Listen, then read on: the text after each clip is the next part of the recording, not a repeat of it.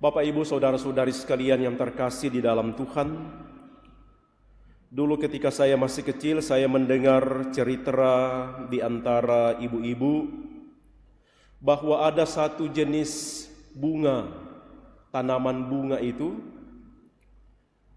hanya bisa tumbuh kalau dicuri. Kalau diminta tidak akan tumbuh.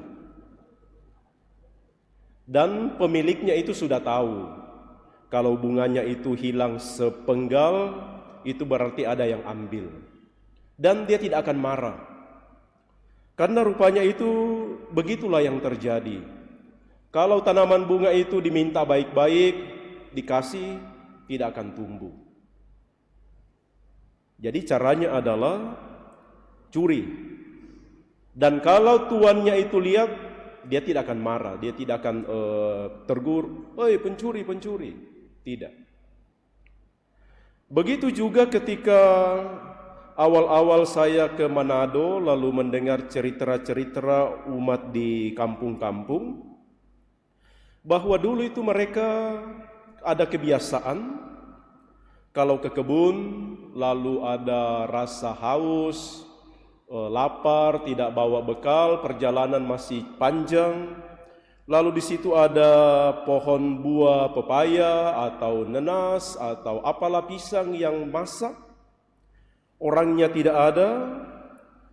Yang lapar dan haus itu berteriak saja. Lalu dia boleh ambil pisang itu kah atau pepaya yang masak, lalu dimakan. Tidak ada yang marah, tidak ada yang laporkan ke polisi bahwa telah terjadi pencurian di kebun saya.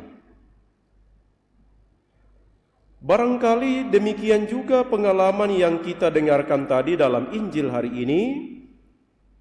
Murid-murid Yesus berjalan di kebun gandum. Mereka merasa lapar, memetik buah bulir gandum dan memakannya. Tetapi karena pada hari itu adalah hari Sabat, menurut ahli-ahli Taurat, itu adalah pelanggaran. Tetapi menurut Yesus, murid-muridnya itu memetik bulir gandum karena mereka lapar, butuh makanan. Kalau tidak memetik bulir gandum, orang atau murid-murid itu ada kemungkinan akan mati.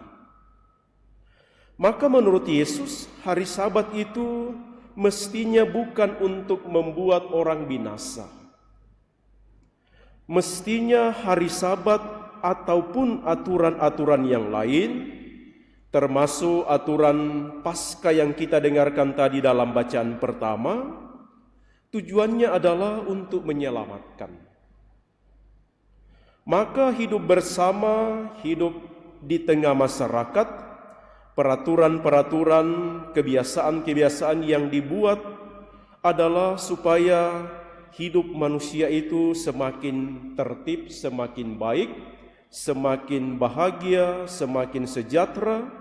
Dan dalam konteks ajaran iman, aturan-aturan gereja, aturan-aturan iman dibuat supaya menolong semua orang untuk mengalami keselamatan, mengalami belas kasihan. Maka benarlah kalau kita mendasarkan seluruh peraturan, seluruh hidup kita di dalam diri Yesus. Karena Yesus telah menunjukkan kepada kita kehadirannya untuk menyelamatkan. Yang ku kehendaki ialah belas kasihan dan bukan persembahan. Sebab anak manusia adalah Tuhan atas hari Sabat.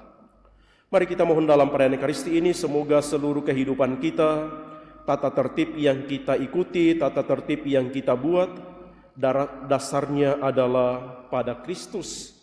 Dia yang telah membawa penyelamatan kepada kita semua.